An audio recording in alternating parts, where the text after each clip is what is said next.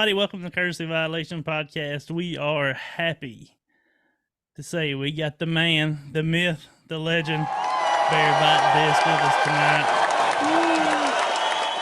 What up, BearBite? How you doing, man? What's going on? I'm stoked to be here. Yeah, we're glad to have you. This is you're a shoe-in fit for us. Tina Disc, then BearBite. I'm gonna be honest. Tina was the best first interview. We had to have her first. It was I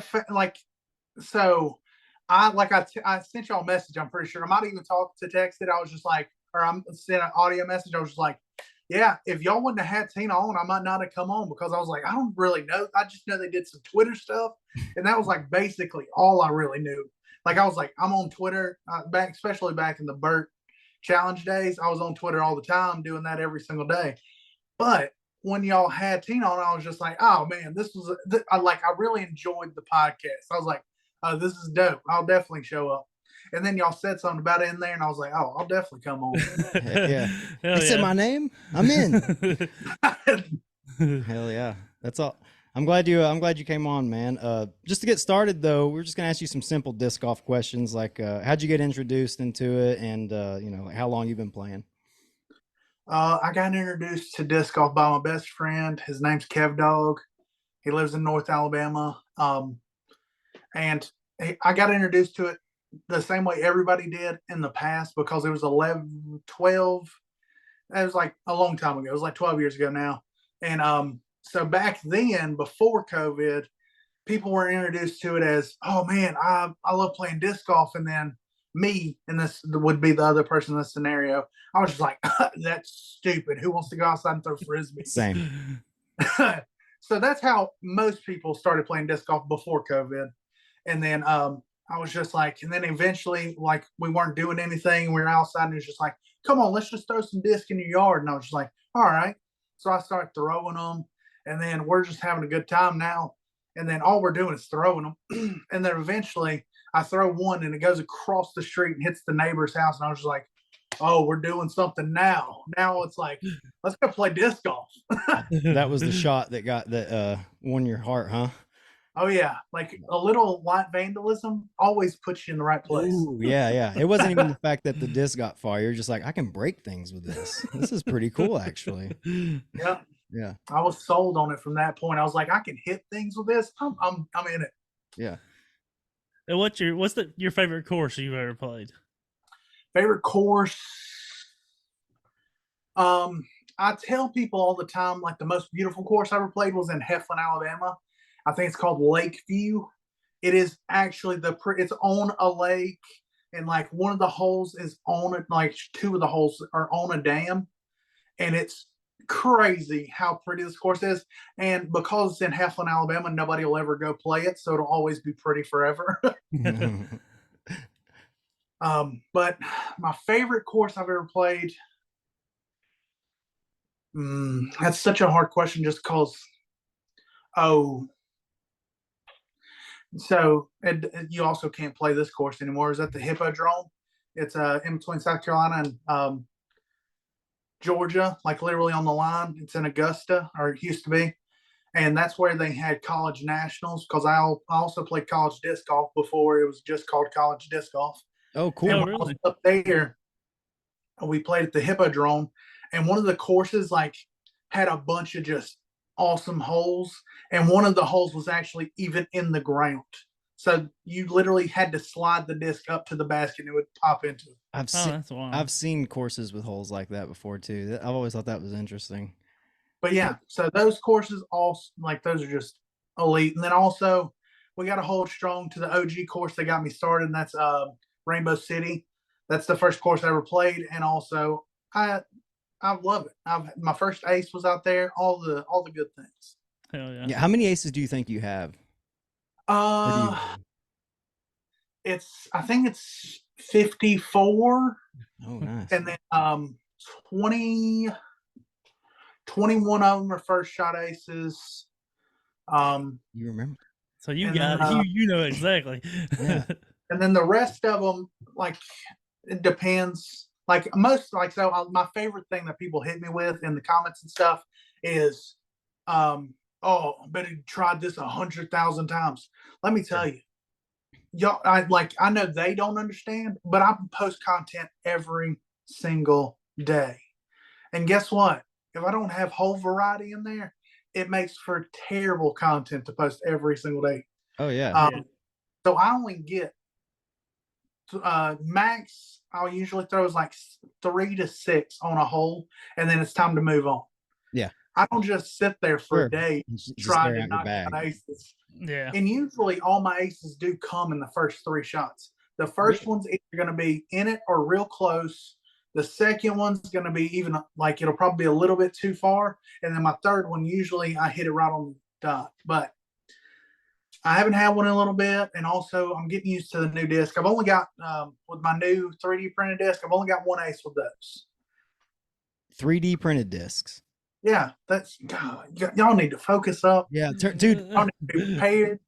On my new signature disc, I'm not the tilt guy anymore, even though I am literally the tilt. Like that is my moniker. Like that's the last I knew was tilt. Yeah, people will holler at me, "Oh, you're the tilt guy, right?" And I'm just like, "Yeah, that's me."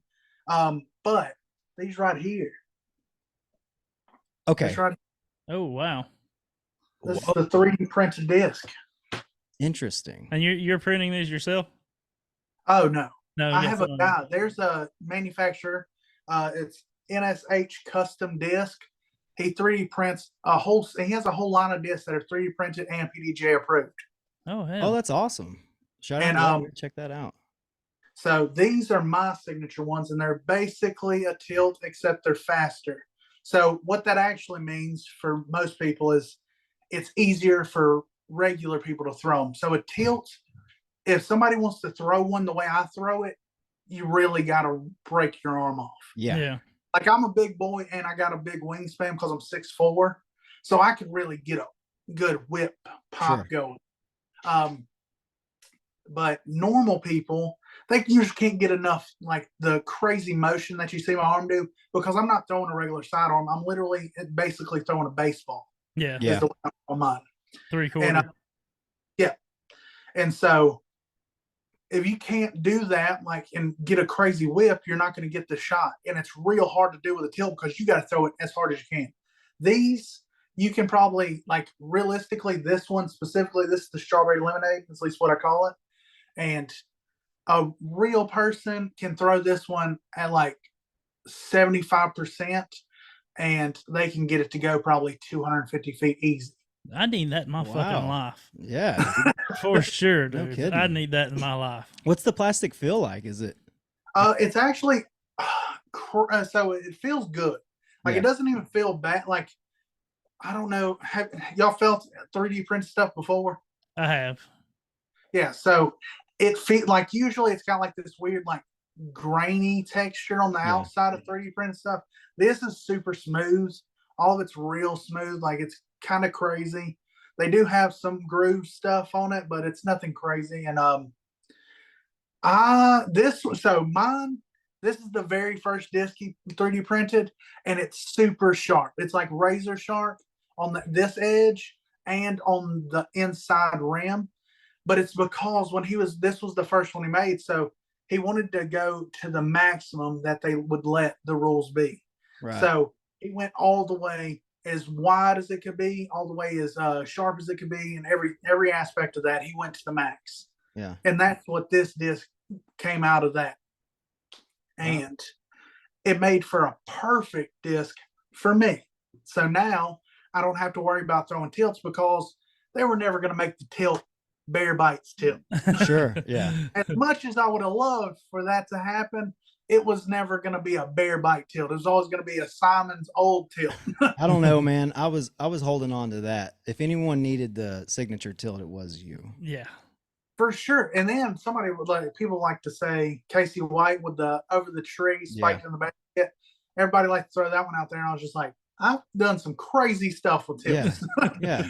You've done a lot of it. You have a lot of content of you putting it in a basket too. Yeah. The most famous viral video, for at least for good content, was the video of me skipping it off the water and then skipping it in the basket. Yeah, that was sick. That is the top tier of like ace content that I've ever made. I tell people all the time, aces are not the videos for me to go viral. usually it's something dumb or something I've done terrible. Yeah. So whenever I go out and make content, I'm always planning to throw hopefully 2 amazing shots, and then I'm probably going to throw at least 4 or 5 just terrible shots. Right. I don't plan for those, but I know it's going to happen. It's disc and that's golf. great content. Yeah. Well, that kind of leads me into my next question. I was going to ask about some disc, like what's your go-to high-speed driver or whatever that you usually.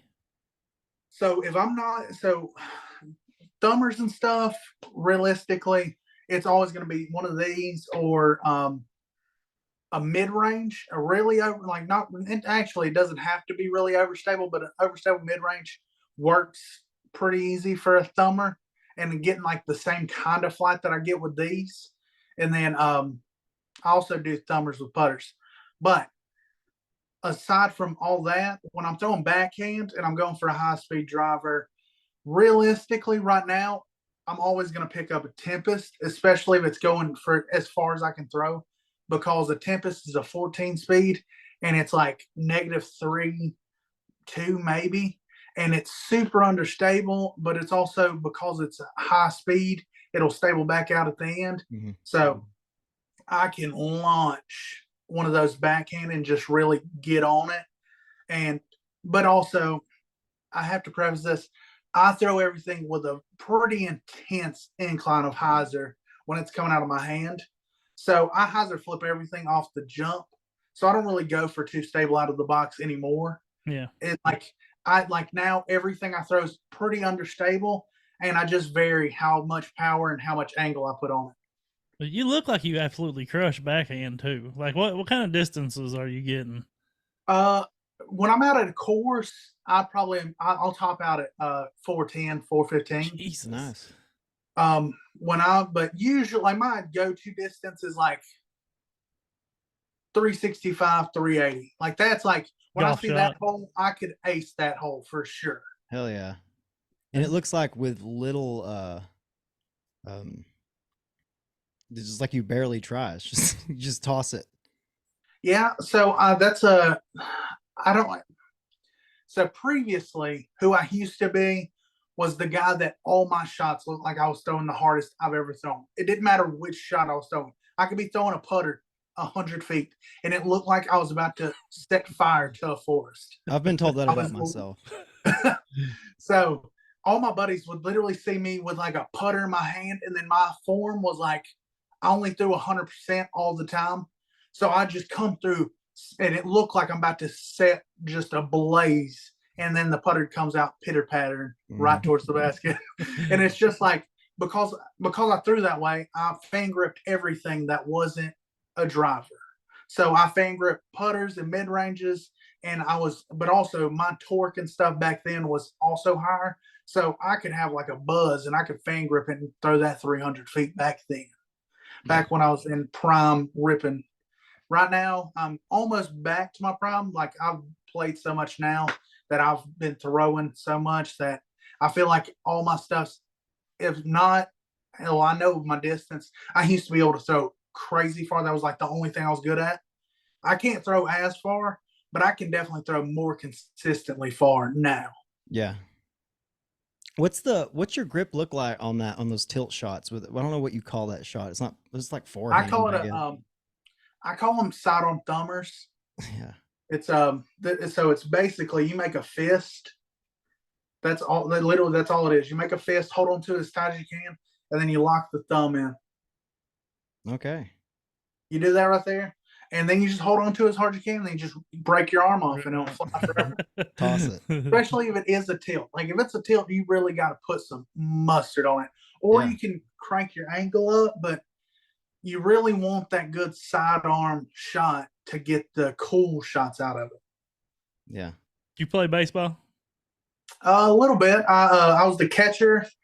But also I've always been bigger than all the kids all my life, like a foot or two taller. So I did two things. I batted clean up because I was so big I could just knock the hell out of it. Like I was literally, my coach hated it. I would drag my bat to the pitcher mount or the plate, and I would just set it on my shoulder, and then I would just be sitting there, and then the ball would come, and then I'd pop it off, and I'd crack-ow, and then I'd hit a home run, and then I would just walk around the bases and I'd come back around. But yeah, that was it. But I had good hand-eye coordination, so catching, I was killing it, and then I would just smash the shit out of the ball. So that's about basically how I grew up. And also, obviously, I played football. Yeah.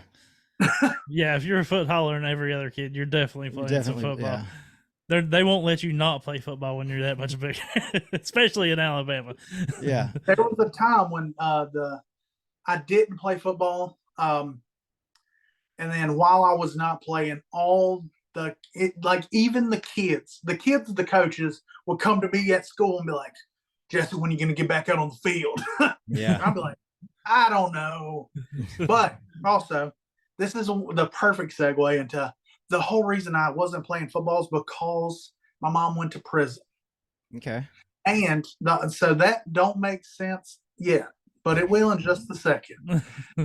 She also was forging doctor's signatures, so I never actually had a physical. She would just write a doctor's name on a slip and say, "He's physical. He's fine." Wow. So then she went to prison. No more Dr. Tammy to write her name down. So I stopped playing football until Mama got out of prison. Yeah. Holy hell. That's hilarious. That's wild. That's what I was thinking, like, if playing since football being so big in Alabama, I couldn't imagine you telling your dad or something that you wanted to play frisbee, or just like, or just even like your friends just being like, as a kid, Well, like, don't worry. To play with frisbees. Don't worry. My actual biological father was also in prison my entire life. Okay, so we don't even have you. Didn't have to worry about telling him nothing. Yeah. I have a similar situation myself, man. So you're. But my stepdad was my dad, and he was also my stepdad since I was 3. Yeah. But also, he was also not like a bad stepdad. So even if I had told him I was frisbeeing it, he wasn't gonna be like, "Oh dang." He was just gonna, It's I guess I'm gonna play golf. Well, that's awesome. Hell yeah. So we also want to talk to you too about the Burt cruise you went on. Okay. How was that? I mean, was it everything you hoped for? So getting on and doing stuff like my main thing was like, because the whole reason I was going on the cruise was to get Burt to accept the challenge. Yes. But guess what? Him doing the tournament and going to Detroit made it so much easier, because then I was in an element where everybody actually thought I was a celebrity. Yeah. It was the best place for me to do it. People were rooting you on. Yeah, there was that was like everybody at the tournament the entire time was like, "Have you talked to Burt yet?" But just so happened it happened the day before everybody got there. So every time they said something, I was like, "Yeah, it's happening." Yeah. And they were just like, "What?" And I was just like, "Yeah." But so we'll get into that story a whole nother section. We don't get back to the cruise. It'll lead me into a whole room. But so I go on the cruise, and that's the whole reason I was planning on going, is because I was like, this is my best chance to actually talk to Burt, get him to accept the challenge.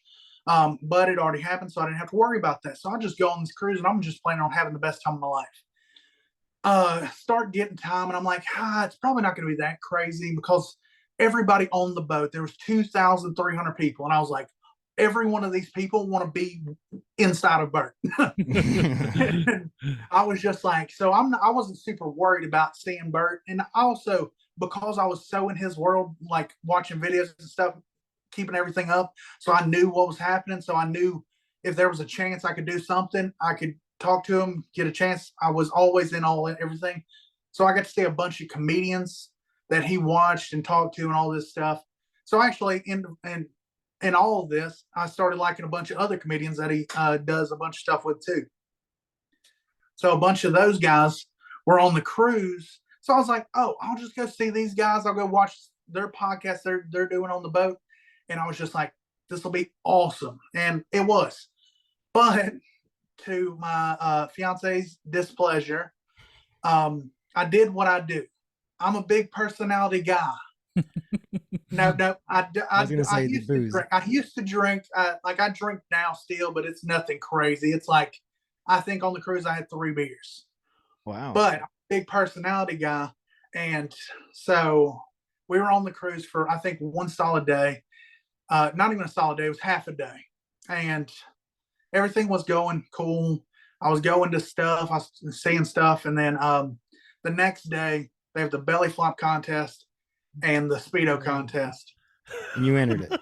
You won both. I was so I didn't get in the speedo contest, but the I was standing out there while they did the judging for that, and then as soon as they said the speedo contest, I mean the belly flop contest was happening, I was just like, okay, this is my moment. I'm gonna roll over there, and I'm gonna be like, come on. There's no way you're not letting me do a belly flop. And they were just like, absolutely, we're putting you on the list. You're the guy. And I was just like, okay, perfect. And then everybody else in the lineup were pretty small. Like I'm a big boy. I weigh 485 pounds and I'm 6'4". And I can carry my weight well. Yeah. So, and I like to entertain people. I'm the world's worst nightmare if anybody else even wanted to think about winning this competition. Yeah, dude, you really are. So I came up, so I'm waiting. I'm last on the docket, and I'm just they're just like they can't even see me. Like all the people surrounding the pool, all the judges, they didn't know that I was there. So they didn't know that the best was coming. So everybody's going. There was like this one girl had humongous boobs, so that really got the crowd. Like sure. She had everybody's heart and soul, but there was no slips or anything. So they gave her a big clap and stuff. Right. And they were like, "Oh yeah, it was great," but there was nothing popping out. So nobody gave a dozen, sure. And so that was good graces for me. I finally get up there. But right before I got up there, I tell the guy that's keeping people from coming backstage, I tell him, if you can get me 2 beers, I will light this place on fire. And let me tell you, the guy's like, all right, I'll see what I can do. He runs off, and it's getting close to time for me to get up there. There's like 1.5 people in between me and there, because there were some tiny people that were in this belly flop contest. I was like, what are you even here for? You should have just smashed through them. And then right there, like there's one person between me and going, and then this guy runs up and he's like, I got your beers. And I was like, perfect. Yeah. So I cracked both of them because I couldn't have any, like I was like, I need to be prepared. So I went ahead and popped both tops, and then I walk out there. And then they announced me, and they're just like, and then we have number 21. And as soon as he finishes, I go for the Stone Cold Beer Bash. And then I'm pretty sure I had my flip up sunglasses. I flip them down, and then I'm just like, woo! And then I full-fledged super belly flop, full spread. And the crowd went nuts. That's fucking awesome. Everybody just starts chanting my name. Then after that's over, people are stoked. Like they've never been more hyped for anything in their lives. And they're like, all right, now it's time for the finalist. And then they say everybody's names, and then they don't call me. And everybody's like, what's happened? What the hell? Number 21's not coming back up. And then people start getting crazy, and it's like, oh no, that was a mistake on our part. And I was just like, okay, I understand. I was like, y'all definitely were supposed to be calling me back up here. Well, everybody's here for that. Yeah, we all seen what happened. And so we get to the second go, and then this time I'm up there, and just I didn't have anything else playing. I was like, that was my mega shot. I don't know what else to give y'all. So I walked back out there. Oh, nope, I didn't do the sunglass flip yet, because I did the second time. That's the only thing I had left. I was like, I flipped sunglasses up. And then I come out there, and then I had a shirt on, and then I whip the shirt down, and then I flip the sunglasses down. I'm just like, let's go. And they're already chanting my name at this point because they were here for the first one. They're just like, we love you. And I go one more time. The crowd goes nuts. I think Bert's in the pool. And it was just that, like, from that moment forward, I was the belly flop champion.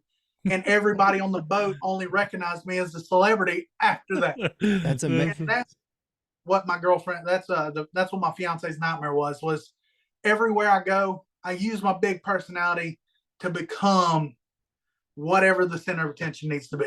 Yeah, dude. You're like the machine. You kind of are the equivalent. I do what I can. I'm the disc golf machine for sure. The disc golf bear, he shows up, he shows out. Yeah. But also, like, Bert said something the other day, and he was just like, I give the people what they want. People want something to happen, and it's what they expect. So it's like, when you meet, like, Arnold Schwarzenegger, you want to hear people talk. You want to hear him, like, do his thing and flex and be oh, look at the muscles. You want to hear that from Arnold. Definitely. And when you meet him, that's what he gives you. He gives you the full Arnold experience. Yeah. And, like, that's what I do. Bert, he gives them the full Bert every time he meets them. Rips the shirt off, does the whole 9 yards. That's what I try to do for people. When people meet me, they see all my videos and stuff. It gets them hyped up. So I want to be super hyped with them. Well, we're expecting you to ace on here. So if I can figure it out, I might just go and swing a disc in the wall. Yeah. Hey, congratulations on the engagement, man. That's awesome. Yeah, she was stoked about it. We also have been together for 6 years, so it was like we also are getting married this coming February on the 29th on leap day. So we already had the game plan. I just had to get the technicalities out. Yeah, I get it. Before you said you started listening to different podcasts and started getting interested in some more comedians. Were you like and we obviously know about Bert, but were you like a comedy fan before? Is that how you come across Bert, or a podcast fan? Or the craziest part about this is I didn't even really care about comedy like this. Like, comedy was cool. Like, I like to listen to it. I like a good joke. I thought it was funny. But then I seen something of Bert's, and I was just like, this got me and him link up. We got the same stuff going on inside our minds. And I was just like, after I seen it, I was just like, oh yeah. Me and Bert, we're firing on the same cylinders. And he's from Tampa, and at the time I lived an hour and a half south of Tampa. I was like, oh, we're the same person basically right now. And then it just kind of escalated from there. And then his comedy special that went, like, I think Secret Time came out, and it did fantastic, and it was hysterical. And that's what really pushed it over the top. And I was just like, yeah. And then after a long so most people only know what Bert and all his stuff that he's posted online. I got into Bert, and when I get into things, I get into them. I'm fully enveloped in it. I'm part of that thing now. And so I ended up watching every podcast Bert's ever put out on the Bertcast. Jeez. And it took a long time, let me tell you. An hour to 4 hours in a podcast. Yeah. There's a lot. And then, like, I even listened to the ones that I figured were going to be terrible. Sometimes those were great. Yeah. Most of the time, they were terrible. So I just turned those on like 2.5, and I would listen to it real fast. Right. Yeah. And go ahead. So I did. That happened, and then I was just like, Bert's going to be doing this fully loaded thing for the first time. So I've now been to every fully loaded event he's had just by happenstance. Like, I wasn't even planning on it ever. Like, I was planning on going to the first one because this is another crazy thing about me is I also won $10,000 from Bush Beer. You have just the most interesting laugh of any person ever. What the fuck? I got to party with some guy at the Bush Beer Factory. You won the sweepstakes.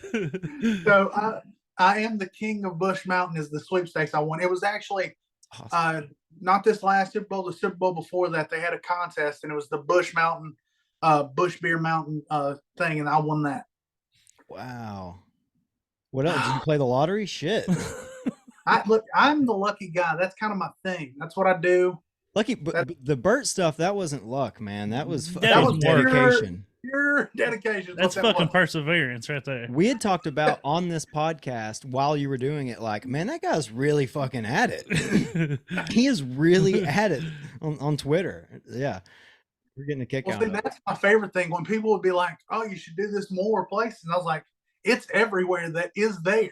Yeah. I posted on Twitter. I posted on Instagram. I posted on TikTok. I was posting it. The people, so I'm going to go ahead and say this. I don't know if it's true or not, but almost positive. The only reason it didn't get seen earlier is because I think Bert's social media lady hates me. Her name's Victoria. And I don't understand. Like at first she was just like, oh, he'll eventually stop. It'll be nothing. We don't have to actually worry about this. But then I didn't stop ever. And she was like, they never blocked me or anything, but I know that she distinctly was probably keeping me from Bert's eyes, because it doesn't look good if Bert's not doing his Bert stuff where he's saying, yes, oh yeah, well, obviously we'll do everything. And so if she doesn't show him, he never knows it happened. These are all just speculations. Sure. Victoria, I don't know if you hate me or not, but it was a long time. Yeah. And Bert, literally, when he seen the video on day 402, said, this was the first time I ever seen one of these. And it seemed genuine when he said it. So I was like, maybe he has. And the only thing I could think was that Victoria was definitely just not going to show it. Right. I'm like, now I'm the guy. I got quite a bit of followers on everything. And now I have kind of a name. Pre this, I was smaller. Like I had thousands, like just singular thousands of people on everything. Now I have 65,000 or 56,000 on across everything, not on everything. That would be sick. But across everywhere, that's how many followers I have. And now I kind of have a name. So now I understand it's not as unreasonable to be like, oh yeah, we're doing this thing with him. But I still think for real, before they want it to happen, is they want me to go viral. Because it's delayed. Like when I talked to them, they were like, yeah, we're going to have to push it out. We already got a full calendar for 2024. The earliest is going to be sometime 2025. And obviously, we've seen 402 days. I'll never get put away. Like, I'll never stop. No. So I'll definitely figure out whatever I got to do to get it to work. But I think they really, because Bert's got 3 million followers. Yeah. And I have all of, not even, was that 0.001% of that? Yeah. So I need a little bit of clout to at least bring to the party. Yeah. Sure. So I need one video to go. Like I've had one video. Oh, actually, I've had a bunch of videos get 1 million views. But I need one video to go super viral. I'm talking like 100 million.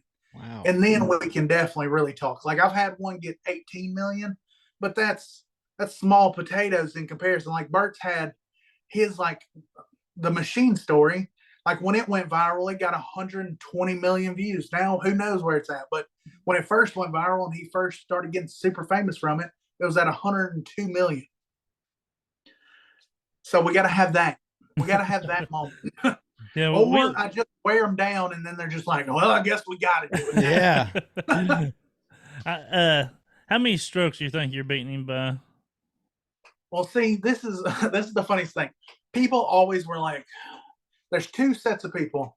I don't know if y'all seen it when I got on the podcast for the guys on Barstool, the KFC podcast. No, I know them, but I didn't see. Yeah, I was on there because I sent in a video to them about the challenge. So you're on the second biggest podcast next to us. That's it. This is my moment. I'm shining yes, baby. God's light right now. This is how you play with Bert. Yeah, after this comes out, I'm gonna be playing with Bert tomorrow. Yeah. Sorry for interrupting you. Oh, you're good. But yeah, so that happened. But during them talking about it, they were just like, guy, you might as well give up on this. It'll probably never happen. The only way this will ever happen is if Ford sponsors it, and Bert might show up then.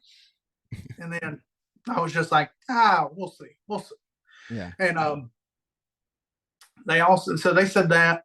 Oh man, I lost my train of thought. I'm sorry, no. I interrupted you. You're good. It was about how many strokes would you beat him by? Yeah. Oh, yeah. So they were talking about him being freakishly good at disc golf. And I will give it to him. He's pretty good for somebody that's never really like played. Like he's played like a few rounds here and there. Like he's never like grinded in and like been like, all right. He's not been like every normal person that finds disc golf and then they play 12 times a week every week for the first week until their wife's just like, have you started cheating on me? So he hasn't had that moment. Like he also started playing disc golf, I think the first time when he was in college in 1997. So, and that sounded crazy that I said that. Yeah, that's crazy that you know the date. But also I knew that he played disc golf before everybody else because I also listened to his book. His book also a fantastic listen because he narrates it and he can't read that great. Sure. That's I was about to say. I'd love to hear him narrate a book. He's reading it and then he'll get angry and start getting pissed off and he'll be like, fuck this. And then he'll start telling the story. He's like, I can tell it way better anyways. And then he'll just start telling the story. And then, so that's how the whole book goes, and it's awesome. And then in the later part of it, he's just like, you mind if I get into my underwear? He does the rest of the book in his underwear inside a studio in Los Angeles. Wow. That's he's a trip, man. We're big. We're kind of comedy nerds too. We like. I mean, like I'm a podcast guy. I've been listening, the Bird on podcasts like Legion of Skanks. Probably he's been 10 years ago. I mean, I'm a big Legion of Skanks guy. So is that your Big J guy? Oh, I love Big J. Yeah. Big J. Like Davey Hopkins. Oh yeah. His new special, it's spectacular. It just came out. I haven't seen it yet, but I'm gonna watch Fat Rascal. Man, if this podcast does blow up, like from this episode, this would be the funniest thing ever because we're just giving all these people all their flowers right now. Yeah, I know. Just kissing ass. Yeah, I seen you posted a picture of Martin Norman with Martin Norman. And he's like one of my top 3. I absolutely love Martin Norman. Like he's. Did you not see me post a picture with Big J? No, I didn't see that one. I don't know how. Well, maybe I'm almost guaranteeing I posted it. I may not have, but it was like I took a picture with all the people that did the judging for it. Well, I also took a picture with all the comedians there, but I took a picture specifically with all the judges for the contest, for the belly flop contest. Do y'all know who Miss Pat is? Yes, yeah. She got shot in the titty. That's it. She lost a nipple. So Miss Pat was on the cruise, but she was one of the judges for it. And while it was going on, after I'd already flopped in the water, I was emerging back out like a newborn baby dolphin. And I actually couldn't hear because also I was getting drowned. Everybody's splashing water towards me after I come back up out of the water. So I'm just getting drowned the whole time. And then my fiance showed me the video, and all you hear is Miss Pat in the background saying, "Jesse, I'm gonna jump on your back." No shit. I was just like, this is awesome. She absolutely is hilarious. Like anytime I've seen her on a pod or something, man, she fucking kills it. She's incredibly funny. Yeah, Miss Pat. I told the fiance, I was like, she's gonna murder this boat because I don't think all of them know. I don't think they're prepared because they don't know Miss Pat like that.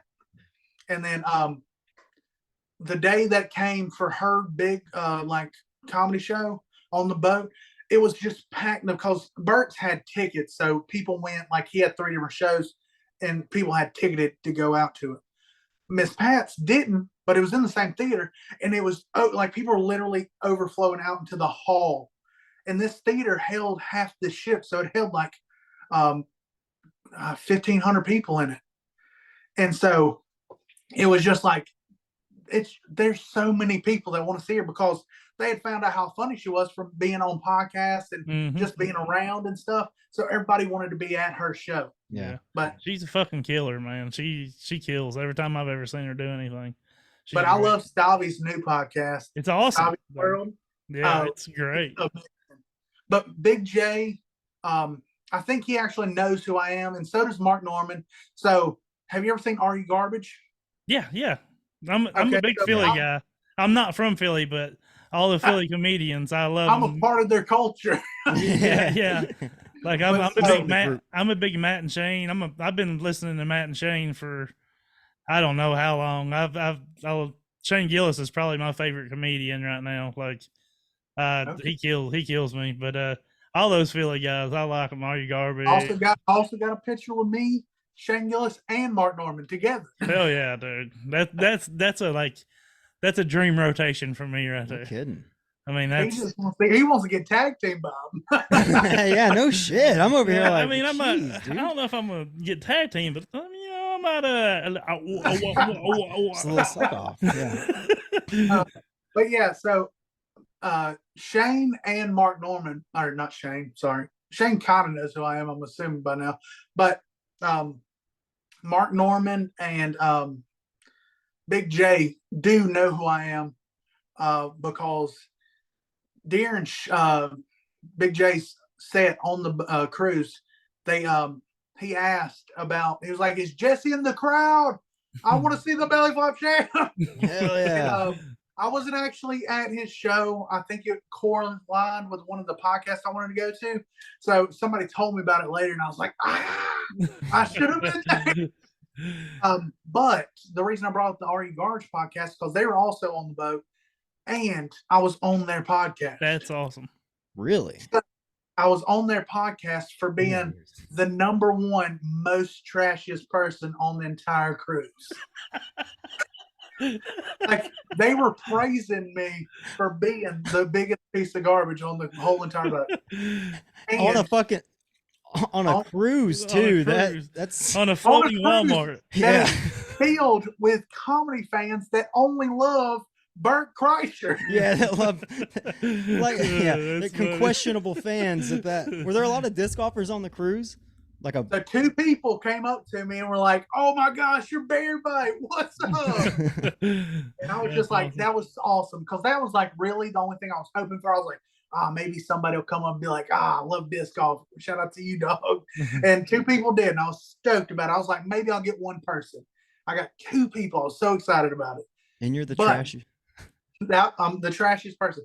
I go on there and so I tried to get on their podcast. So they were picking fans from the actual group of like people in the crowd. The first one, I tried to get on that one because that was with Big J. Big J was up there. And I was like, this is the one I need to be up there for. I couldn't get close enough for them to pick me. So I was just like, all right. They were going to do 2 more podcasts. And I was just like, I'll be there. I didn't get to go to the one in the middle. So I was just like, whew. We're putting a lot of pressure on this last one. But the last one comes and it's on the final part of that show. They actually picked 2 sets of fans. They did they actually challenged 2 people to go head to head and see who was the trashiest out of those 2 people that they brought up on the stage. And the first set, I was worried that I wasn't going to get in there, and I was like, I was about to get crazy. I was like, I already won this. I just need to be in the zone. And so they go, and they were fine. They were trashy enough. And then I stand up, and I'm like, I'm from Alabama. And they were like, all right, you can come on up. And I was just like, we haven't even started. And then the other guy that they picked was from Tennessee. They were like, it's the battle of the Southeast. We love it. And I burned him down to the ground. Like I just started blowing off my list of things, and then they were just like, Are you just doing a victory lap right now? What's happening? And but so while that was happening, Mark Norman was sitting in the crowd watching my Are You Garbage, the one that I was on. I was like, heck yeah. So Mark dabbed me up after, and he was like, oh, you killed it up there. And I was just like, heck yeah. And then later on that night, somebody tapped me on the shoulder and said that him and his girlfriend said, you were the funniest person we saw on the podcast. And I was just like, jeez, that's amazing, dude. I'm saying you're like, your life is like the luckiest dude, or like maybe not necessarily lucky, but just all the coolest shit happens to you. It seems like. Hey, it's okay. I'm pro being the luckiest guy in the world. Oh yeah, that's what I'm saying. Hell yeah. I'd take it. It's like when the boat landed, you got to just get blown by a bunch of people. You're just like, whoa, this is like the best trip ever. We got crash landed on an island, and all was people feeding me. Yeah. You won't believe it, but there was unlimited food and like 50 women on this island. It's amazing. Oh, so like I said, I told y'all I will trap y'all into talking forever. So. No, dude, that's we love it. We prefer it, man. Fill it up. Just say what you got to say. You're killing it, man. You know, we obviously don't know you. That's most we've ever spoke to you, but like your content and shit, it's always positive as fuck. Like it's entertaining. You're funny. You're positive. So I mean, what does it take to get BearBite to actually bite? Does the bear bite? Oh, okay.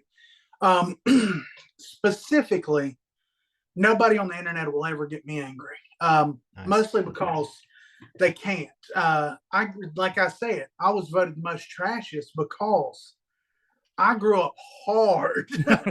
I actually, so both my real parents have been to prison, and my mom was two people. She was the person that loved me more than anybody in the world. She told me that. But she also was the person that was going to rip my soul out of my body and tell me how garbage of a human being I was. So when the number one caring person in your life ever also will rip your soul out of your body, you can grow a great, strong, sturdy soul. Yeah.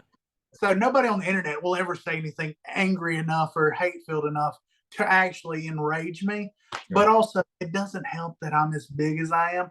So I feel like they would never, in their greatest wishes, say it to my face. No, hell no. Yeah.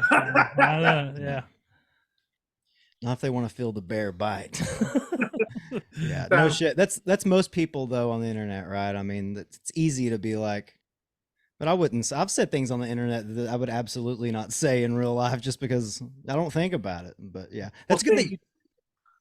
I've been punched. I've been beat up. No, not.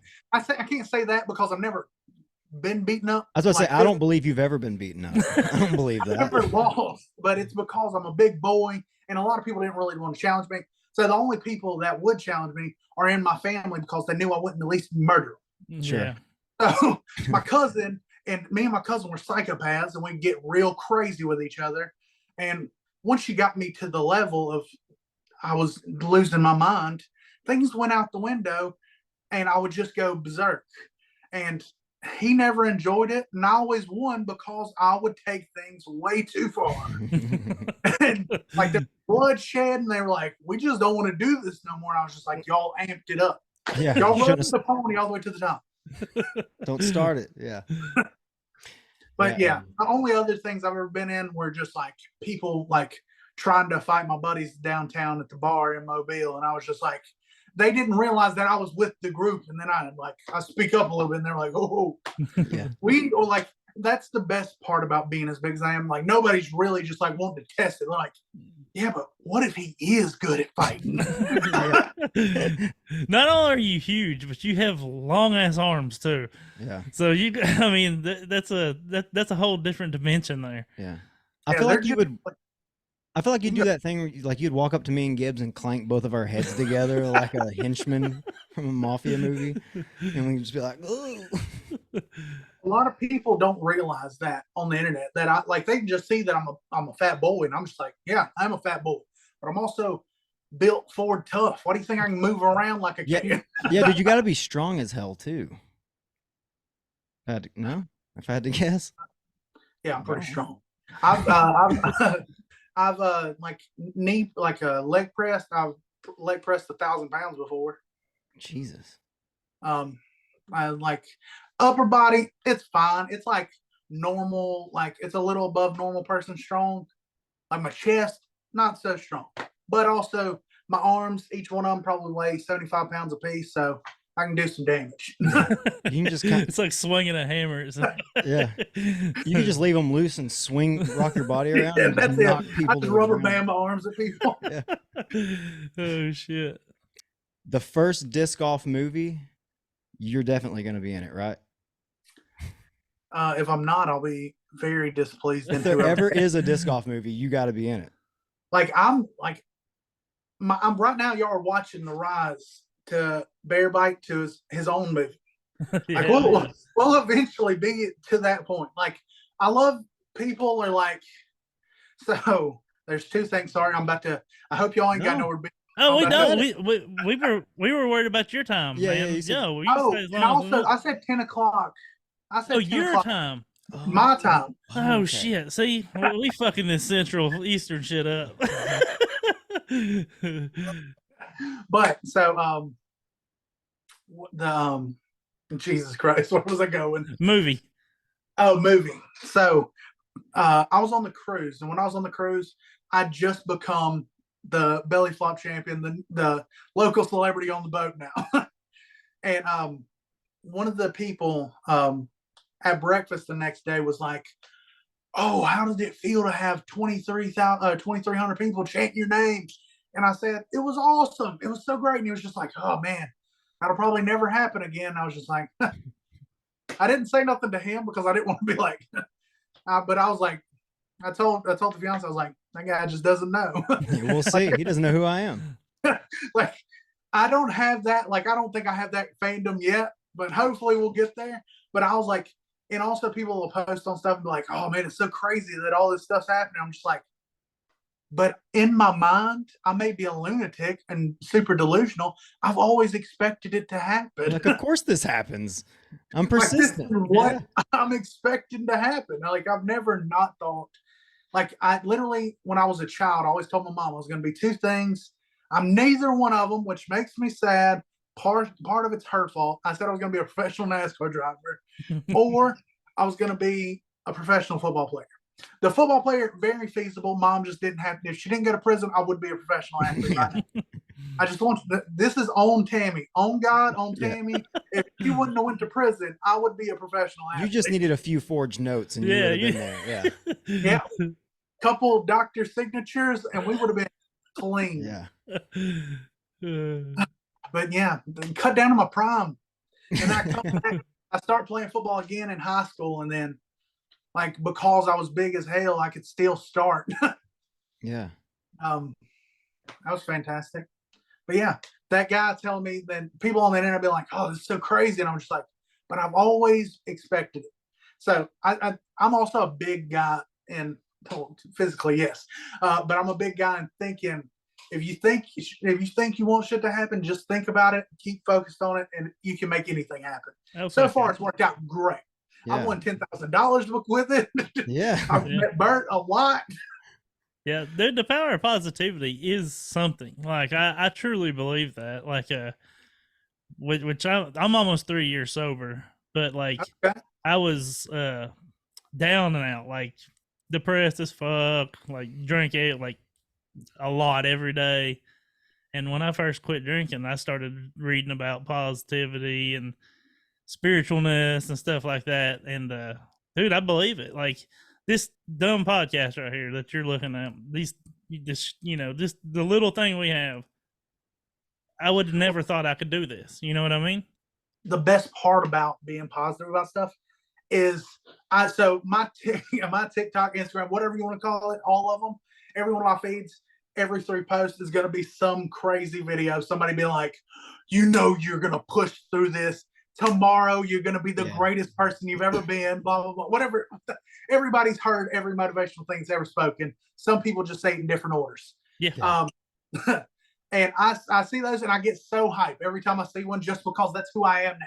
like I'm embodied that person. Definitely. And whenever positive things happen, it's because I think positive things are going to happen. Yeah. But also, I will another caveat to my life is all of my parents have passed away. My biological father, my biological mother, and my stepdad. They're all deceased now. And after my stepdad, he was the last one to pass away. After he passed away, that's what actually made me as positive as I am, which is crazy. Like when I say that, I'm like, God, you must not have liked them. You're doing it wrong. You mourn weird, dude. Yeah. So he passes, you're like, this is a good thing. Sorry. So I love to say that, and like people are just like, what? And I'm just like, what I'm saying is, like when my real dad passed away, it wasn't nothing crazy for me. Like I cried, but it was just like I didn't understand it because I didn't know this man at all. And then my mom passed away. That one wrecked me because me and her different levels of hate and love all at the same time. That was crazy for me. And then that one was just sad and emotional and stuff, and I was dealing with it. And then when my stepdad passed away, though, it made me angry to my core. And I was just like, why did this happen? Blah, blah, blah. And then like a few months later, I was just like, for some reason, like, but also after my mom passed away, I got to say this. When she passed away, I was like, oh, well, it can't get much worse than this. And then my stepdad passed away a year and a month later, so a year and a month in the future, my stepdad passed away. And then I was angry. And then I told a few months later, I was just like, you know what? It can only get worse from here.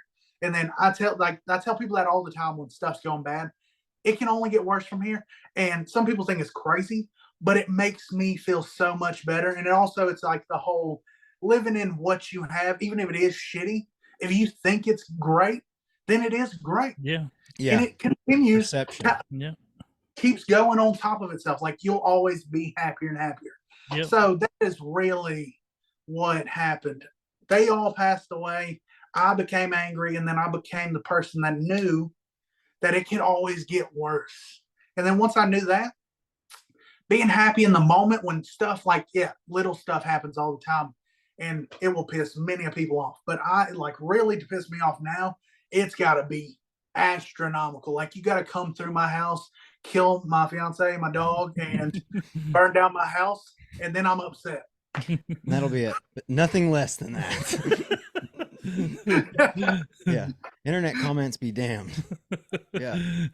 That's awesome, dude. I love your positivity. You're so the larger than life person. I mean, you're such a ball of energy, man. I love it. It's great. I appreciate you coming on here, man. I try to give people everything and more. Hell yeah. Because go ahead. What? No, go ahead. I was just gonna say you're gonna be in the first disc golf movie. I'm calling it. If there's a disc golf movie, you have to be the one. Once my movie comes around, it might be the first one, but it'll be based on this true life story of me. Yes. And it'll have disc golf in it, that's for sure. Yeah. Who's playing you? Oh, y'all done lost your damn mind if it's not me. Yeah, that was a dumb question. That's true. You're like, what do you mean? I'm an actor too. I love that you're not even an actor, but you're like, fuck it, I can do it. Let's just be realistic. They'll surround me by great actors. I'm gonna be a big personality, and that's how we're gonna make it to the finish line. Damn right, man. Fuck yeah. They'll be trying to give you they'll be trying to help you out, and you're like, no, I got this. Yeah. I get an Oscar for my first movie. Yes. It's about my life. Oh shit. It was like he really embodied the character. It's like he is the fucking character. What are you talking about? It was like when Eminem did 8 Mile. They're like, he's just playing himself. He's not a good actor. But he killed it, didn't he? But he fucking killed it. Eminem was really good at being Eminem. Yeah, I think you could play the hell out of yourself. Yeah. Man. I think Jesse would make a great BearBite disc. Yeah. I agree with that, Jesse. Yeah, so that's the game plan is realistically, I think I don't know, what do you think the first disc golf movie would be about? Good question. Oh man. I would have to say Are you going to go Paul or are you going to go Ken? That's who I'm assuming. That's in my mind. That's the only way we go. That is a question I had wrote down because I knew you played in Florida or lived in Florida for a while. I never seen Ken Climo, and I've been to his course a few times. Really? I was wondering if you'd ever got to be around him. Okay, well, here's another one. Who's the GOAT, in your opinion? See, in my opinion, I'm going to go Ken.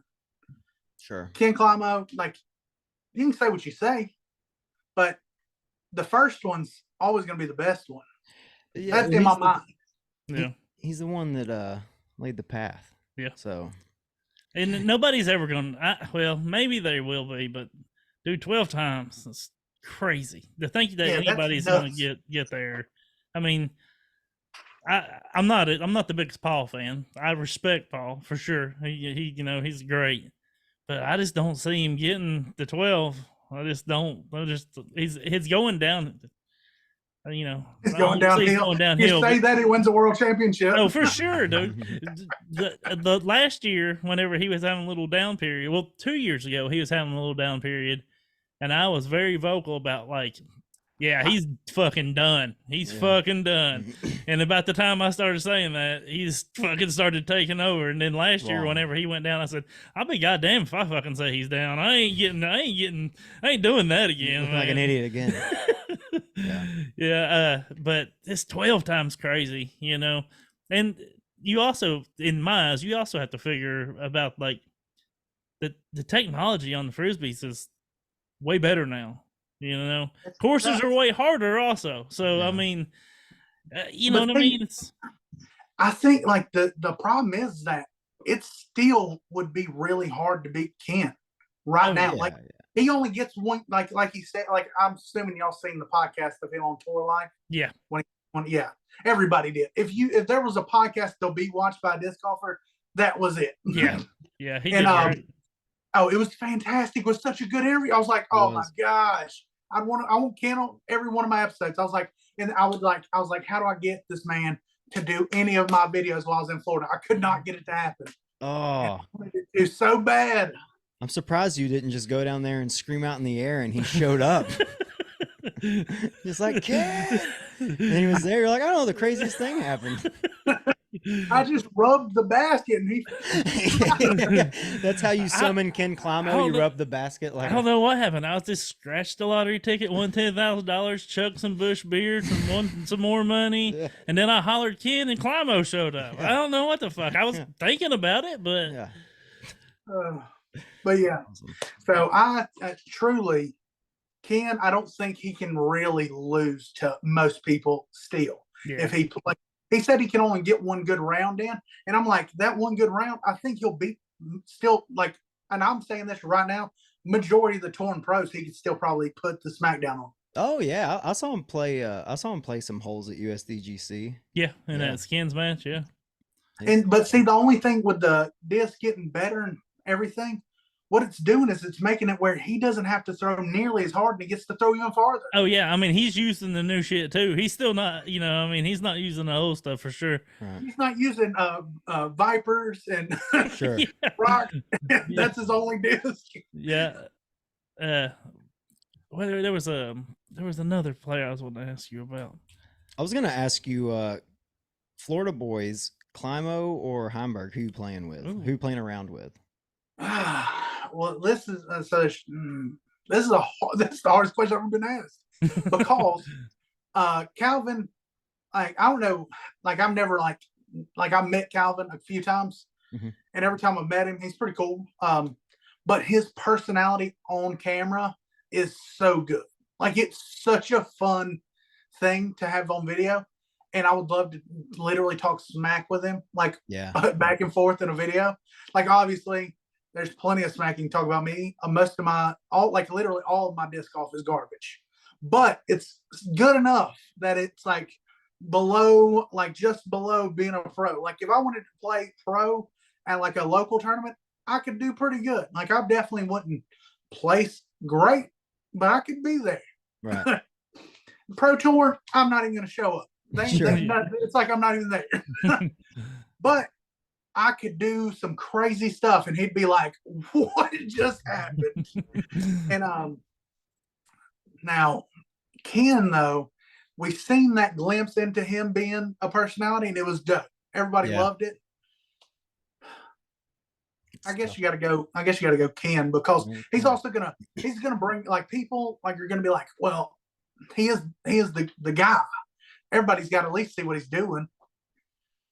But also, those are like top people I want to have on. And also, I'm gonna get Calvin. Calvin does not want. It seems like he does not want to be hanging out with me, but I'm gonna get this man to play some disc golf with me. Yeah, because I've reached out to his people, and they're like, okay, we'll reach out to him, see if he's got any time, blah blah blah. And I just cannot get into playing around with this guy. Yeah. But I will make it happen, because he's also all the time up here in Pensacola. Guess what? I'm a stone's throw away from Pensacola. Yeah. I also want to play with Paige. Play with Paige Pierce? Yep. Oh yeah. That's another that's where she's at now. She's based out of Pensacola, right? Yep. There's so many people that live in Pensacola. How do y'all feel about Eric Oakley? I know y'all are vocal about hating people. Do y'all hate Eric? No. Actually, Eric Oakley was at Music City Open last year. Eric Oakley was the nicest person that I met there. He was very nice. Eric is the nicest person I've ever met on tour, I think. Yeah, he was really cool. He seems like he would be. I always just make fun of the form. That's all. Yeah. But he seems like a great dude. That's why I was giving y'all a chance to say it. Do it now. You're giving me my okay. Thank you. I appreciate it. We're vocal about maybe one or two that we might not like, or I definitely am one. But I'm trying to, now that we're growing a little bit, I'm trying not to say the names. But yeah, Joe Freeman. I heard you say it 4 times during the Tina Disc podcast. Oh yeah. Oh, I didn't cut those out. I forgot. That was a week ago. You're like, I've been trying to do a lot better here of late. Here recently, I've been trying to be better. It was 1 week ago. You said it 4 times. I wasn't just talking out my butt. I actually watched the whole podcast. Yeah. He's over here telling us things that we said. We're like, we said that? Yeah, we don't even know what we say sometimes. Yeah. But let me tell you, Joel, when he's not playing, very nice guy. Yeah. The only time I would never want to play disc golf in a round with Joe, because it does not look happy. Nah, sure. Like the only time it's happy is when he's beating everybody on the card by 4 strokes. Yeah. And then even if he throws a bad shot, then it might turn gray. Yeah. Sure. Yeah. Otherwise, it's just angry prayers. Now you were at a lot of like tournaments last year, right? I was at 2. Yep, I was at Music City. Like you talked about, you want to come meet me. Mm-hmm. I was there, shaking hands, kissing babies, doing the whole thing. And standing. But no, I didn't see you. I was expecting more folks show. One guy drove from Knoxville, Mississippi, or Knoxville, Tennessee, the day that he found out that I was going to be there, because I didn't tell nobody I was coming. I just showed up, and then I posted about it the same day, and like people were like, "What? You're there!" And one guy drove from Knoxville. His name's Brandon. I don't know what his name on Instagram is Eat Bananas, Be Bananas, Eat Bananas, Go Bananas. That's his name. I'm sure I'm sure I've heard the name in the Knoxville scene for sure if he plays, but yeah, Brandon, what's his? I don't know. Who knows? But he drove all the way from Knoxville same day. He was like, "What's going on?" I was just like, "Dog, this is nuts." Yeah. But I love it. Hell yeah! I'm glad you get that kind of attention. Yeah. About anywhere you go, you can kind of you're at that point where disc. It's cool because like disc golf, it being such a small kind of community, like you being in everyone's algorithm, that's paying attention to disc golf. It seems like so many people in the disc golf community know who you are. Well, my favorite thing to tell people is that I truly don't know how, if you've even thought about disc golf, that you haven't seen at least one video of mine. Yeah, there's I believe that. Yeah, I post a single. I post 3 videos every single day. Yeah, and so if you're not seeing at least one of mine, I'm not doing something right. Yeah. And then I have a few that have like the crazy views. So it's like, even if you're not even disc golf, you might have seen it. Yeah. How do you? I'm always curious, like, do you go to the course and you film multiple, like, do you build up, because do you play every single, do you film every day? So during the warm months, I'm usually gonna play 4 days a week.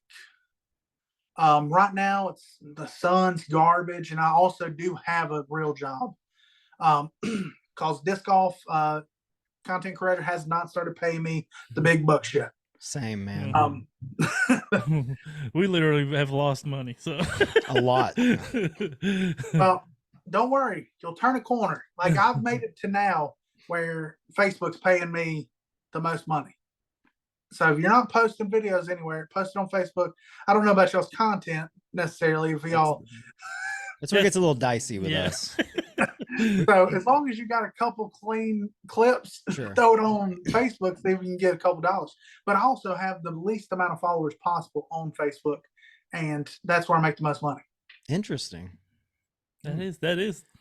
So it's just the way Facebook works. I wouldn't even have thought of, like, Facebook loves giving people money. It's crazy. Like, I make consistently $200 a month from Facebook. Nice. Wow. But occasionally it gets crazy. Like this month, because 2 of my videos hit 1 million views, or technically 2, I'm about to hit 2 million views a piece. I'm gonna make like $450 this month. Oh yeah. So Facebook. Now don't do now. We need to cut. I'm just kidding. We ain't got to cut it, but I don't want everybody to flood Facebook and take off all my money. Sure. I don't think we could put anything up there that's going to get 2 million. Yeah, we have to really sift through some stuff from this conversation. We could take. Yeah. Most of the stuff on our shows, it's just too absurd usually. But if you just the stuff you put on there, if you just like bleep the words out, I sound like an idiot. If you just bleep the words out, is it gonna be able to get it out there, or is it like technically yes? Bleep, and so if it bleeped in it, like if you did a caption thing where it showed the captions, if you like one of the ones I used is like called captions, I'm pretty sure, and it does AI captions for you, and it just pops them up for you. If you it'll auto blur out the curse word. Yeah. If you do that, and also the reason I'm saying this is because if you put text on a video that is mostly talking, it increases your engagement. Yeah, we've started trying to do that. Yeah. So I would also look at if y'all don't already, get some AI text to go on your videos. Okay. But because it's almost spot on, like it barely messes up, and it's crazy, and I love it. I've used it a little bit, but my videos, let's be realistic. There's very specific things to make my videos pop. If I'm wearing my hair in a bun on top of my head, it's going to get at least 1,000 views. Ooh, it's like showing a little skin. Well, what it is number one thing is people like to call me a lady. So if I have my hair on a bun on top of my head, I look more like a lady. And if the first part of the video that they see is me throwing a disc and all they see is the back of my head, don't see the beards yet, and then I turn around at the end, they're like, holy God. At first they're like, hold on, let's see what this big BW looks like. And it turns out like, oh, it's damn it. It's kind of the opposite. Like whenever I watch Tina at first, I'm like, what's this dude doing? And then she turns around like, oh, gross. It's a girl. It's a chick. So my favorite thing about it is that that's the easiest way to get views is if I have my hair up in a bun and they don't see that I'm a guy at first. And then my favorite, like I made a video about it the other day. Am I a pretty girl is what it says on the video. So the first thing when you see the video, it says, am I a pretty girl? And you just see the back of my head. And they're like, well, we'll see. Oh, shit. God damn it again. This BearBite son of a... 750,000 views. Damn. Wow. But the whole reason I put it on there is because that's every time they say it is all I can think is about SpongeBob talking to Squidward, and he says, but am I pretty girl Squidward? And that's all I can think every time somebody says it. Yeah, every time somebody says, oh man, I thought this was a woman. And then also the other thing I think is, this is the biggest woman you've ever even thought about. Like, yeah, most women in like their wildest dreams aren't close to being as big as sure, me. yeah. I don't know why it's a dream for them, but they're like, damn. I wish I was 6'4" and that big. It's fucking awesome. But yeah, so how do y'all getting good trolls? Not really. No, there was a few of them here. Like, let me throw these air quotes out. Ken Clamo on Twitter. The fake Ken Clamo. Yeah. He's starting to get a following of trolls. So if he reposts your shit, you'll get a little action from the trolls. Yeah, but it's not too bad actually on Twitter. But yeah. Well, that's nice and positive. Let me tell you, people love to shit on me. Oh, I'm sure. Somebody was trying to shit on you on one of my fucking posts the other day. I was like, "What the fuck?" Yeah. I'm getting ready to interview this guy, which I wasn't trying to say that I was interviewing you. I'm kind of keeping it, DL. But I was like, don't come on my shit and fucking shit on the man I'm getting ready to fucking interview, you dickheads. Somebody was like, I can't believe you're not going to say something about Bear on it. And I was like, oh man, I appreciate the hell out of this. And then the next comment was, yeah, his form's trash and all he throws is stuff. I was like, what the fuck? I know, his form's trash and all he throws is sidearms. My favorite thing is to tell people, it really gets their goose when I tell them it's not a sidearm and it's a thumber. They're just like, it doesn't matter. Yeah. And I'm just like, it does, because that's why I throw my shots badly. I'm not throwing a sidearm. I'm throwing a crazy thumber. Yeah. It does what you want it to do when you throw it. Well, it fucks me up a little bit. Is like, and don't get me wrong, the thumber, you are known for the tilt, or that thumber for sure, because you posted so many times. But dude, your backhand fucking it blows my mind. Like you fucking crush. I'm a big boy too. I'm not 6'4" big. I'm only 5'8" big, right? But I'm a big boy too, and it kills me because you watch all these form videos, right? Like I've tried to correct my form, and right now it's more trying to fix my form because I'm 40. I'm in my 40s, right? My shit's starting to fucking hurt. You know what I mean? My trash form is starting to hurt me. So I'm trying to correct my form so I can keep playing. I've already had to cut down my playing to once or twice a week because I'm hurting. And but man, I got the power DGA, the Ulabari thing. And, I watch all these videos. There ain't nobody big in these motherfuckers. You know what I mean? I can't have the same form as Uli or Yuli or whatever everybody wants to say it, or Eagle. I mean, I just can't do that. I would like to find somebody, a bigger man that has good form, the model after, because I got to do something, I would say me, but my form is guard. I will say, if I threw as hard as you, I would fucking die, son. There's no way I can't throw as you fucking throw hard. I can't do that. I just have to live with my 325, 350. I wouldn't be able to walk if I played around throwing as hard as you. So my favorite thing in the world is that people think I'm throwing hard, and then they see it in person, and they're like, God. They literally, two people the other day, I made a video about it, or they were talking in the background, and they were watching. They knew who I was. They were like, "Oh man, we had to come say, hey, what's up?" And then they see me just rip a backhand. They're like, "Oh my God!" It was like this, and I was like, "Yeah, I throw pretty hard." Yeah, you can tell. Like, you're throwing hard. I don't think my body could handle that. Well, if I wasn't so I've been a big boy my entire life, so that's why my body can handle it. But now, like when I first started getting back into disc golf, when I was real fat and real out of shape, and all I could throw a backhand, but I didn't have my Vivos yet. Let me tell you, they are a sponsor of mine, but the Vivos barefoot shoes, greatest disc golf shoe I've ever owned. Really? I'm hoping to get some for Christmas. That was on my Christmas list. Yeah. So and he's been good all I've year. I've been pretty good all year. Yeah. So I think Santa will do it. You've seen me dressed up as Santa Claus. Mm-hmm. I'm out here slinging frisbees and vivos to everybody. Yeah. Maybe you'll get some under the tree this year, Gibbs. I want one of those. What'd you call that? The strawberry lemonades. Oh, where can we get those at? nshcustom.com, and then you click on this disc. It's this one specifically is called the 8472. I don't know if y'all know what that means. It's a Star Trek reference. I don't know nothing about Star Trek, but the guy that makes these discs loves Star Trek. Fucking so all of his I just wish I knew if it was next gen or the original series. It was like Voyager. I'm not a huge Trekkie.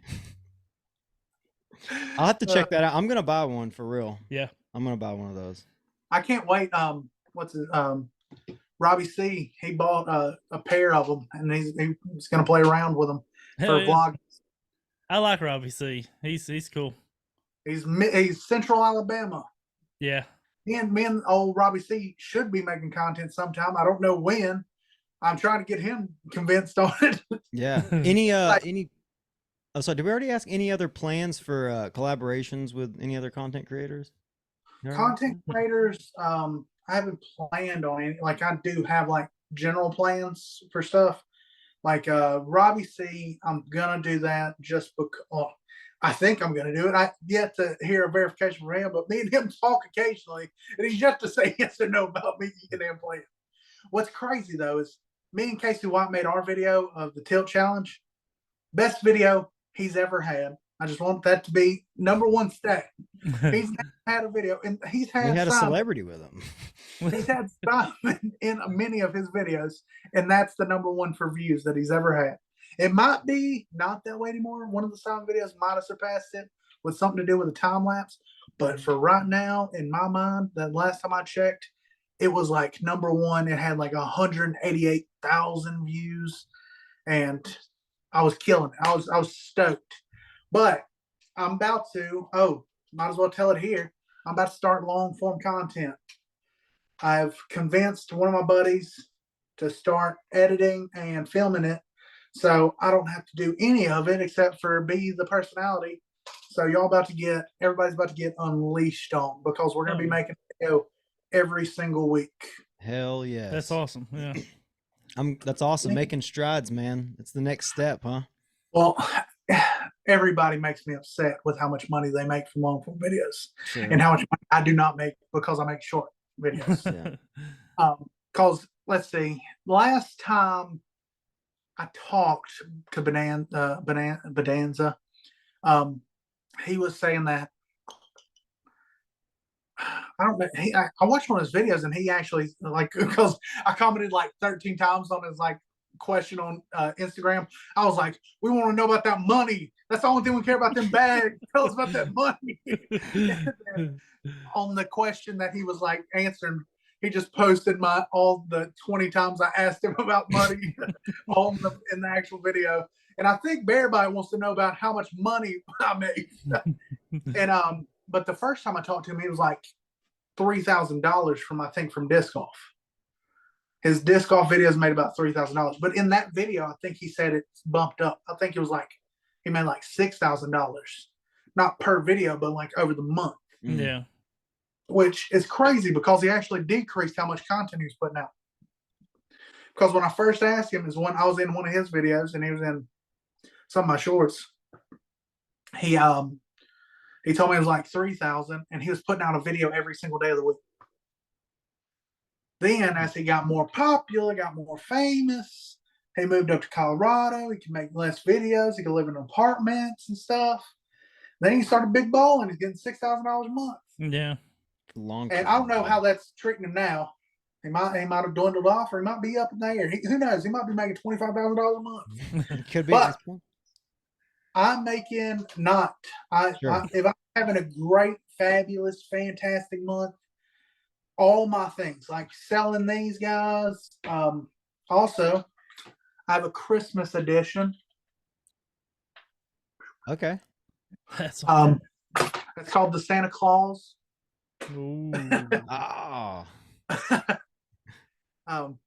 And then when I sell all these, all that together, I might make $1,000.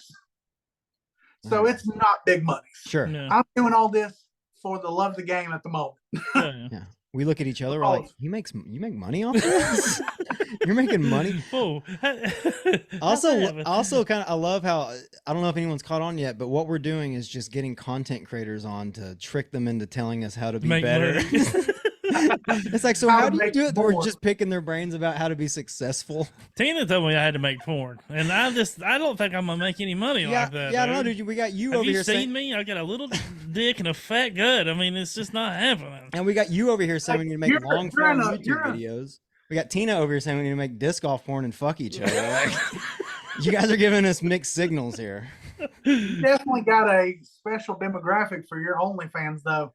The people pour money onto you, and they also probably want to pour something else on you. Oh yeah, they probably would. A good friend of mine, or not a friend of ours, Josh McCulley, friend of the pod too. He said, please tell me he wants to pour stuff on you. No, he said he was going to start OnlyFans, but it was just going to be him putting toasters in his ass and plugging them in. That's awesome. I thought that was hilarious. Yeah. Every day I get up, I've looked in. I was like, I'm gonna start posting feet pics because everybody talks about feet pics all the time, and I'm like, I'll actually post my if that's what we're doing. If that'll make some money, I'll post the food. Yeah, I'll post the food online. Yeah.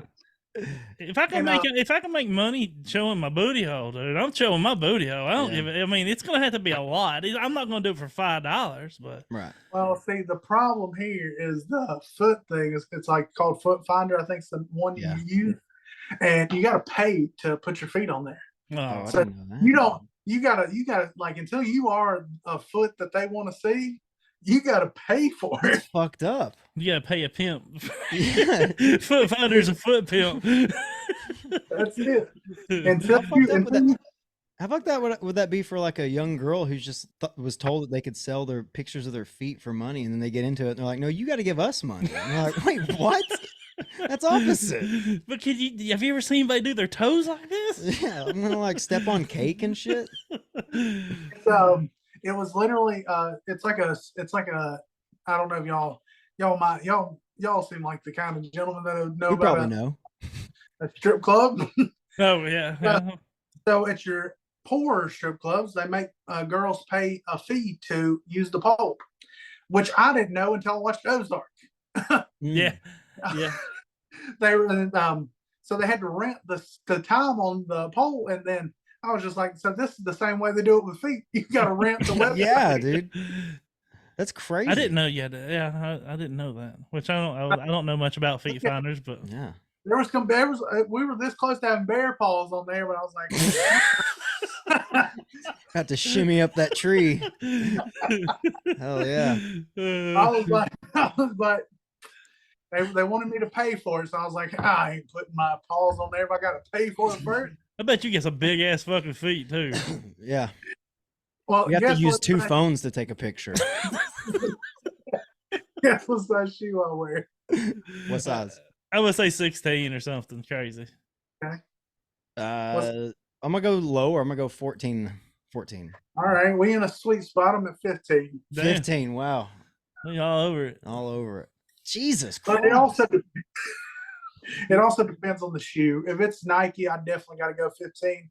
If it's my Vivos, I actually wear them in a 14 because they got all the crazy stuff going on for them. They got the wide toe box, so your foot bottom better. But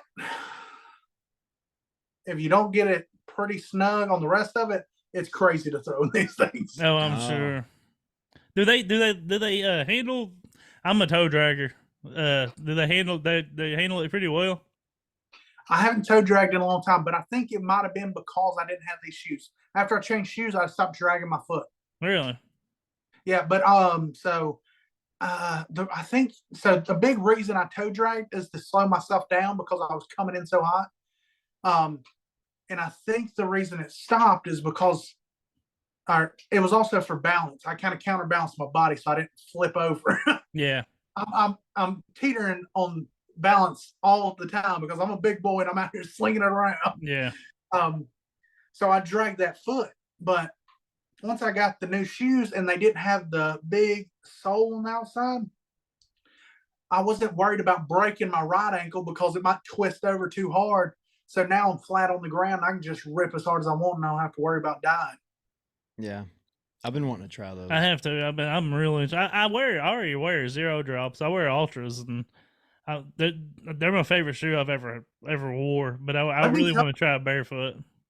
That is the what's crazy is I'm flat footed as all get out. I'm also big as hell.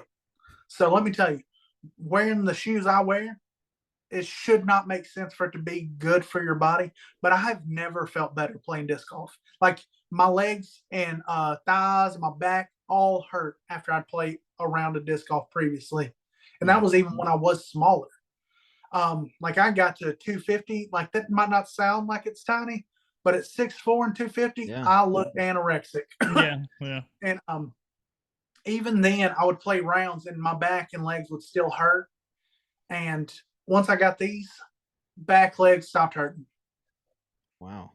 So I'm a big proponent for these. My first pair I bought, I had to pay for, and I was like, oh, they're like $200 for a tennis shoe.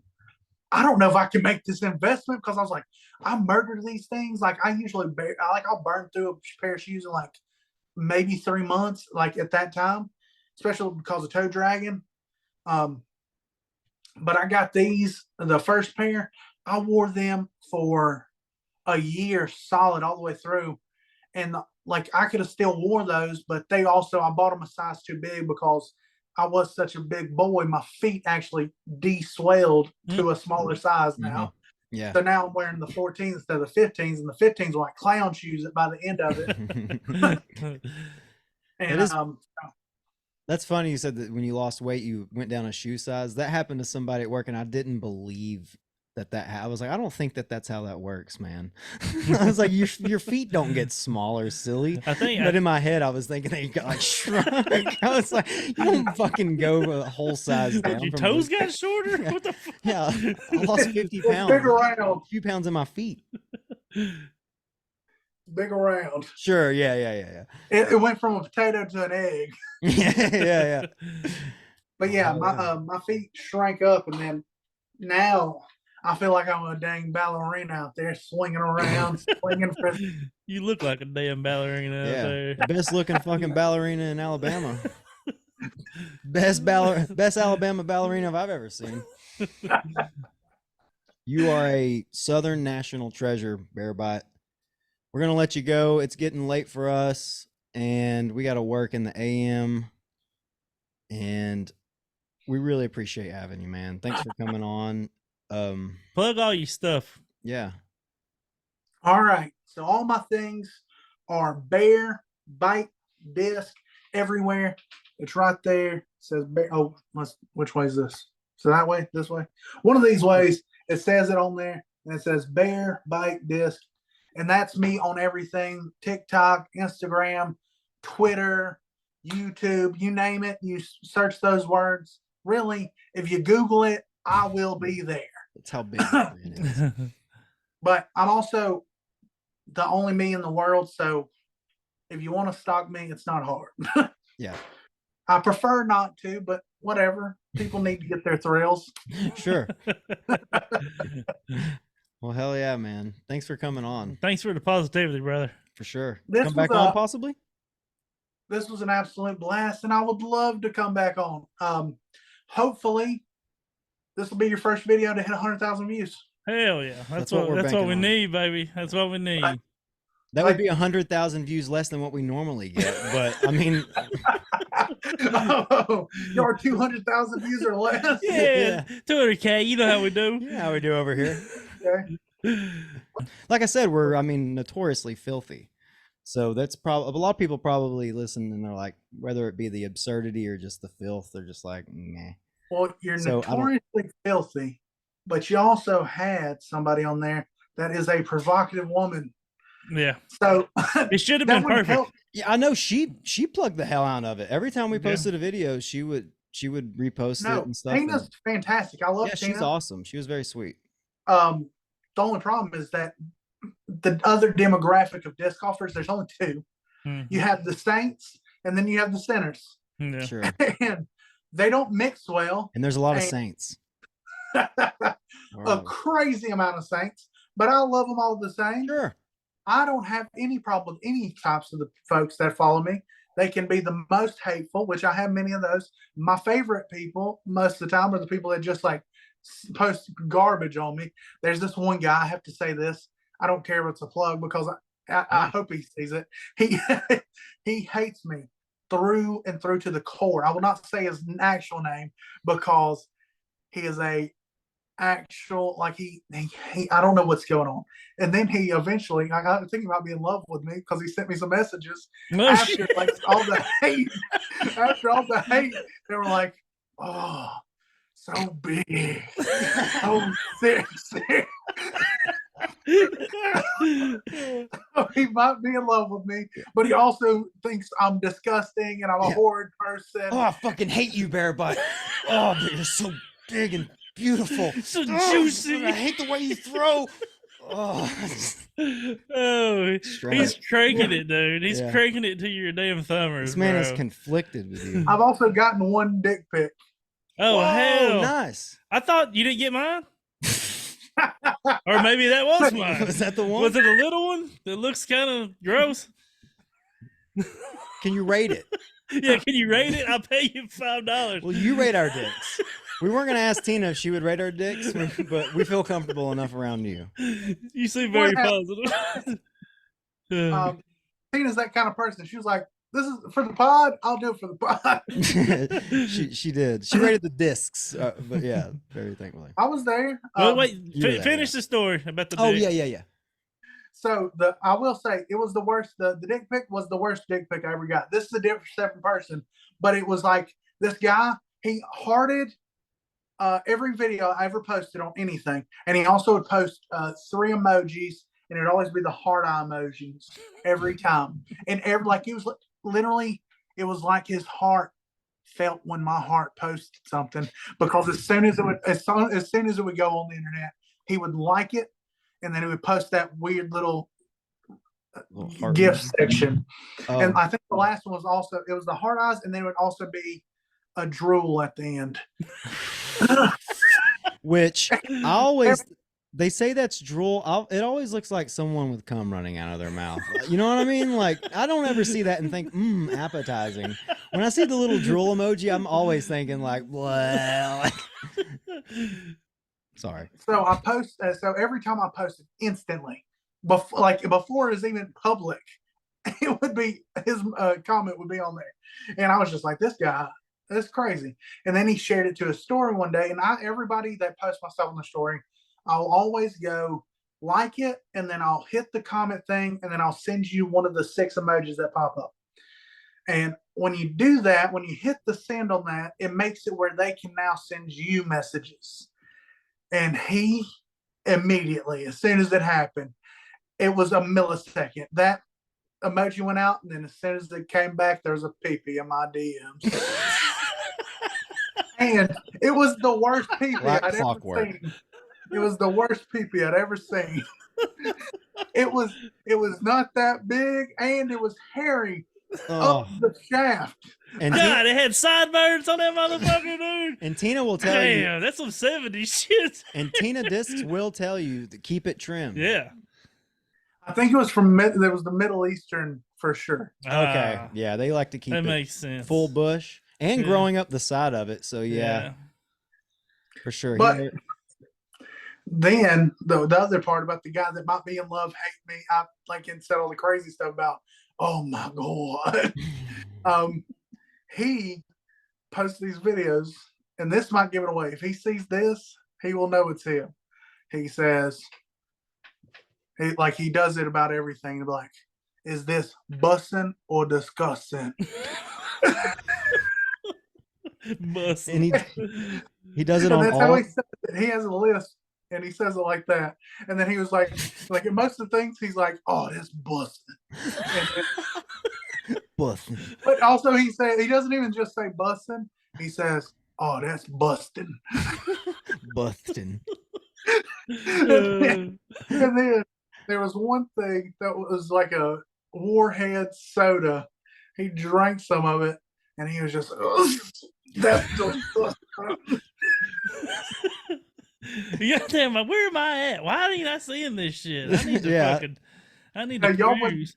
Y'all would never see this guy's videos out in the world. I've seen it because he follows me and he stalks me, and he either hates me or loves me. So I'll watch his videos on occasion. I don't like go check them out that often, but after the one trip, every once in a while when I'm thinking about most hateful people and oddly in love, I remember this guy and I show it to people and they love it. Hey, after the show, send us his info. We want to check him out. Yeah. Y'all have TikTok because I'm pretty sure that's where it's at. Okay, cool. Well, hell yeah, for man. sure. All right, well, man, we really do appreciate you. I'm a monster. Once you get me going, dude. No, you're good, dude. Oh, this interview's been busting. Yeah, this is busting. Dude, this is good for us. So yeah, I'm glad you came on here and spewed. Please come back, man. This is what when we talk about doing interviews, this is exactly what the fuck we're talking about. We're not doing an interview. We're having a conversation with a cool person, interacting, hearing great stories, learning about them. This was perfect, bro.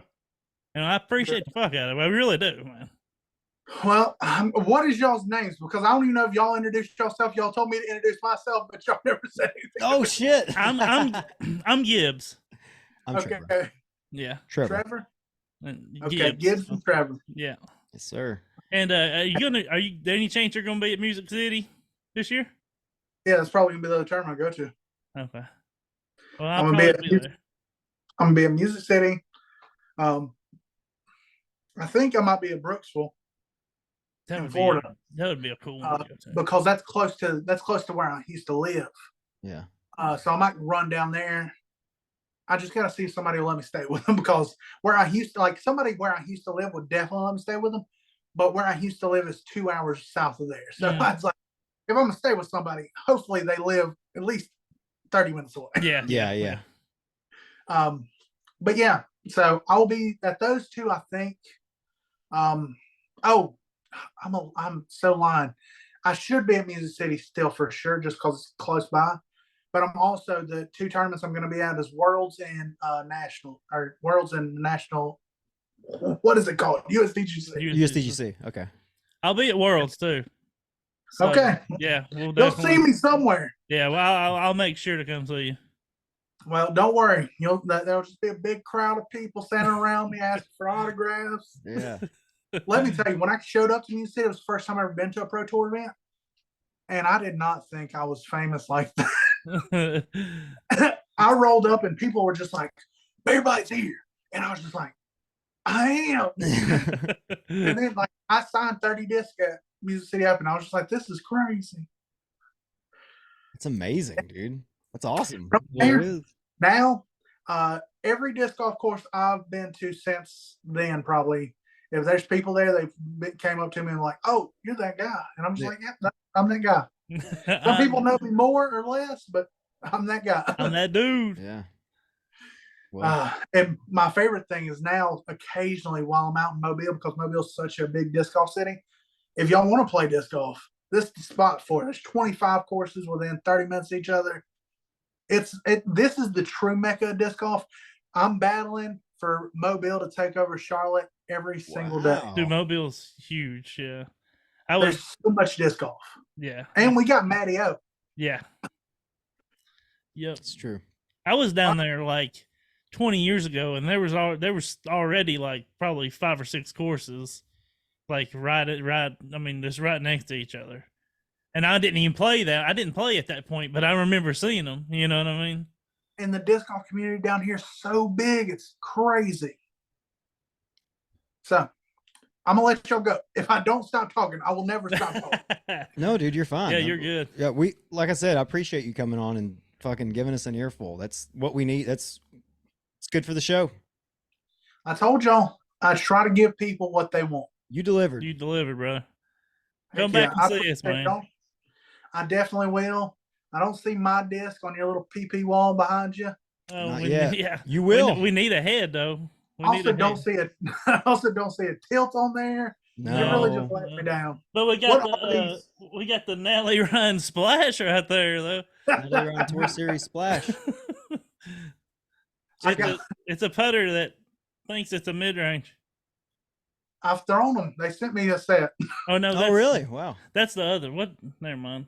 That's the Praxis. Praxis. Never mind. I get that one mixed up. It's the Praxis thinks it's a mid range. Yeah. So what is these over here on the right side over Trevor? This is an Envy, Praxis, AVR3, and a Doomsday Bleak. No specific reasoning why they're up there. I have a bunch of other discs I could have hang. I just kind of like these. Well, the Praxis ones really draw my eyeballs in. That's why I was wondering what those were. They're sweet. Right. You'd probably be able to do some work with this Stego. Okay, I've thrown them. They're kind of crazy. Yeah, they're nuts. Weird disc.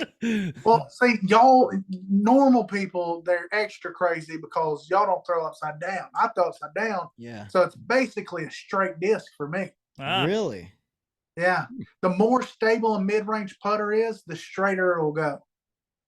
The frag from Doomsday Disc is the craziest disc to throw upside down because it throws a pure straight line for 200 feet and then it'll stop on a down.